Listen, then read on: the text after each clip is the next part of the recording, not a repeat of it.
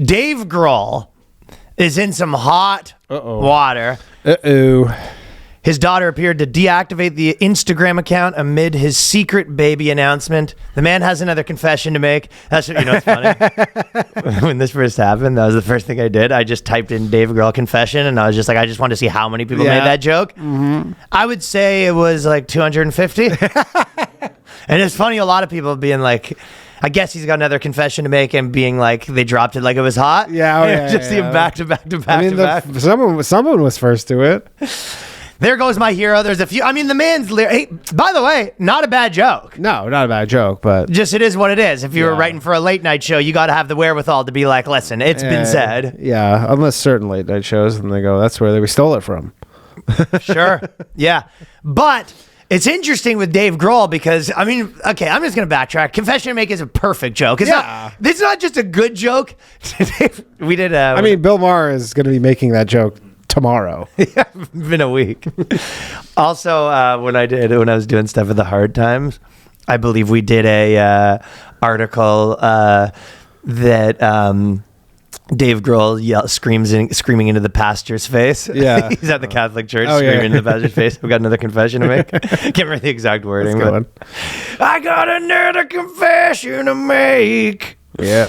But Grohl's interesting because he was able to sort of have he did sort of have a clean image, you know what I mean? Yeah. When Foo Fighters first came out, I actually liked them better than Nirvana. I was never I'm not a Nirvana guy. Dude, Nirvana right now, like, when I was 10 or whatever it was, and Nirvana 12, and Nirvana came out, obviously they were big, but in the last 20 years, if Nirvana ever came on the radio when I was driving, it's an instant turn off. No, it's an instant turn off for me. Change the channel. I mean, I've always said that if you take one note and change it from their songs, it's Nickelback. Yeah. It's just like emo Nickelback kind of. I forgot that you thought that too, because people disagree with me very much. I know. Nirvana is very don't speak the Lord's name in vain for people that grew up in our generation. I know, especially of our generation too, but. I mean, I did like them. I'm over it. Oh, didn't like them at the time, don't like them now? Yeah.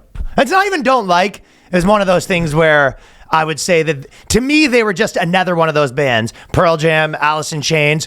It's not my most hated thing in the world. Just like another one of those bands. He died. They became the most famous thing in the world. Yeah. And in my mind, it was, take any of those bands. I didn't like. It's not like I don't like them better or worse than Pearl Jam, but I'm not the biggest Pearl Jam fan either. Yeah. And everyone tells you that the greatest band of all time. Way more than them. I like Nickelback as much as Nirvana. Yep, probably. Yeah. Honestly, probably. Yeah. And they kind of sound the same if you actually take the songs. No, dog. Nickelback's way harder.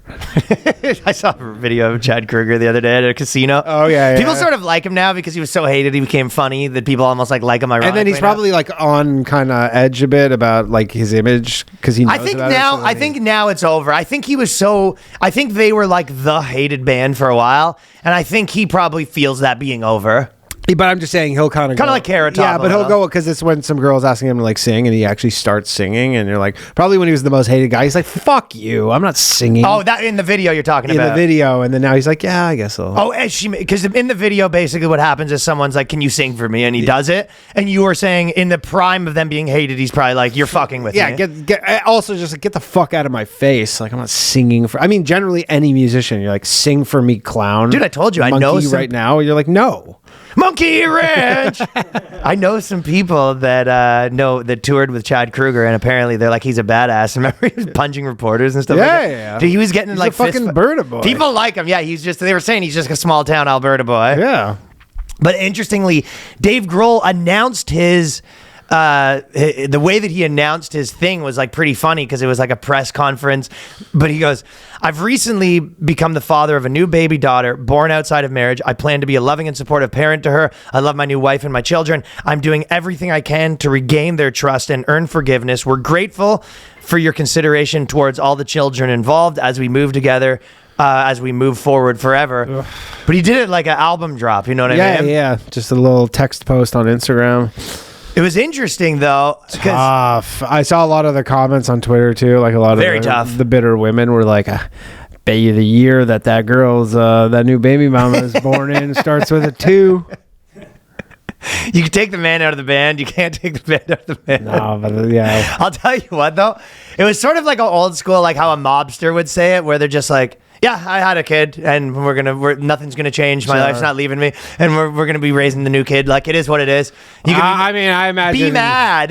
Yeah, I imagine he's currently in his wing of his home, and I think he was already. pretty cold. I think he was already. I don't know. You're saying this was a big surprise. I think that his wife's like. It was a big surprise to him. I'm sure, like, he probably, like, this girl that he knocked up was like, I'm pregnant. He goes, all right, down, let's go to the abortion clinic. She's like, no, I'm going to keep it. He's like, please don't do this to me. Come on. Please do not do this to me. But do you think that this is the first time with his wife, or this is the first time you getting busted? Famous guy like that? I don't know. He probably can't. He's not. No way, famous guy like that's getting away with it the way they used to. Yeah, I don't know. I mean, there's some guys who just, like, are kind of... don't do that. I don't know. Or maybe this is like, if the first time you're getting busted is a kid. Oh my God, that's nuclear. My point to you is, I doubt this is the first time he's getting busted. I'm thinking this is Adam Levine style, where it's like the wife is just like, "What did you do now?" Yeah, what'd you do now? I think it's like the mob husband coming in to be like, the Gumar got "Tell me knocked out. she's not pregnant." Like, you know what I mean? She's like, "What the fuck did you do now?" I mean, he obviously had to post this because it was just going to be news, and he had to be the first person to break it to kind of control the story. Oh yeah, Yeah. So, but well, Dave Grohl had a place in people's minds as, like, you know, kind of a Jack Black, where they're just like, he's the good guy. He's a very nice guy. The Dave Grohl baby news is especially disappointing. Here's why. So people are very disappointed by it. women are especially disappointed by it. Because Literally, guys are just like, shit happens. But I think he did a pretty good job of making him the nice guy. Like, he had this image of, like, such a nice guy. Mm-hmm. Like, it's hard to pull off an image where you're just like, what does everyone think of this guy? Really nice. Yeah, I bet you could say this whole thing is a bit of a monkey wrench. It's a bit of a monkey wrench in his plans. Yeah. You have any others? No. I don't know that many Foo Fighters songs. Weenie Beanie? I don't know. That was one of the ones on the self-titled. That's I'm being honest. I don't know that many. Dave Grohl reminding us that at the end of the day, men will always be men. Shake my head. I was like, no, maybe that should be reminding you that, like, the guys who, you know, present themselves as the nicest guy in the world generally, like, maybe that's. But hey, I'm man, sure there's plenty of dudes that are just normal guys. The funny thing is, there is no shortage of guys who are not giant rock stars who find themselves in this identical predicament. No, of course. Yeah, like, that's funny. There's some guy who just, like, works at the fucking soup factory who's just like, God damn it. Fuck, dude, being a normal guy with a family that gets a girl pregnant, she has the kid, that's like one of the worst, like, things you could happen to yourself. Oh man, like, you used to say that you talked about a lot how they used to always raise the other families in the other city, but it's like, two families, two cities. No, I mean, fucking, it's one of those things when you think about you only get one life, like, that's how you're living it. Do you know what I mean? Yeah. Like, really, that's how you're living it. You just got fucking two families on your ass. Or you go Nick Cannon style or like Cam Newton style, and you're just knocking all these people up, and then you just kind of leave. But you go, you know, see them a month a year. That doesn't work for the nice guy. No, not because you can't be. There's no way you can be. I'm the fucking nicest guy in the world. Also, I got all these illegitimate children walking around starting TikTok accounts. How my dad doesn't even fucking see me, and I'm living on the street, Dr. Dre style. Yeah, Nick Cannon kind of does have the nice guy thing though down a bit. I feel like he's not black. I know. Well, Cam Newton, former Carolina Panthers quarterback, he did a club. I think he's not Club Shay Shay, but he did some interview where he's basically like, I never want to be married. My whole deal's like, I'm just knocking up these chicks, and he got a lot of heat for it, the way he kind of framed it. Yeah. But Nick Cannon is kind of... You're saying he pulls it off a little better. Nick Cannon pulls it off because he's almost like, he's like, you know, I'm just like a godly man who wants to spread his seed. He also dips into the language they like, where he was like, you know, I'm polyamorous.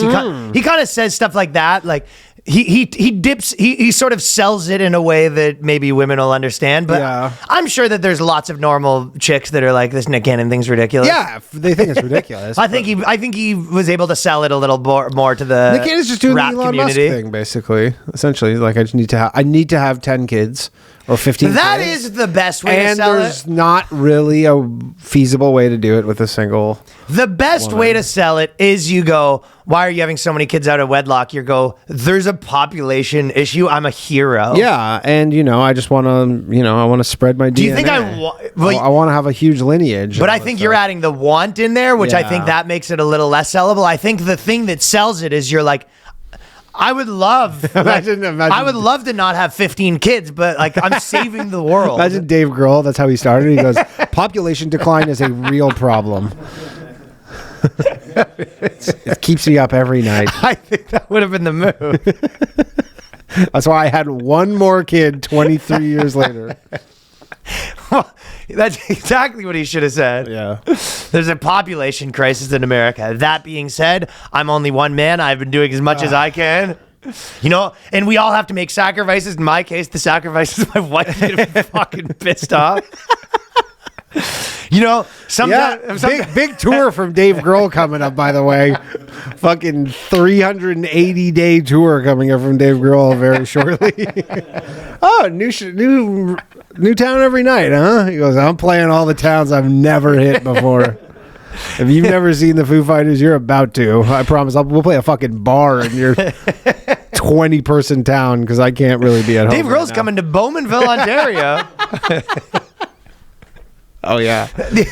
I honestly think fire up the tour bus. I think you're onto something with the population control thing. That would have been. That's how you have to start it. Yeah. But yeah, Dave Grohl once described his wife as his future ex-wife. So apparently he's been joking about that, which I remember a lot of people in the bin saying future ex-wife was a big thing. People would say that was a good pickup line. That was almost up there with "There she is." Good pickup line, future ex-wife. Future ex-wife is a huge pickup line. Yeah. It was too saturated at one point. Yeah, I remember in the Toronto scene, future ex-wife was used fucking 20 times a night at every bar. There she is, future ex-wife. There she is. It's a good one though.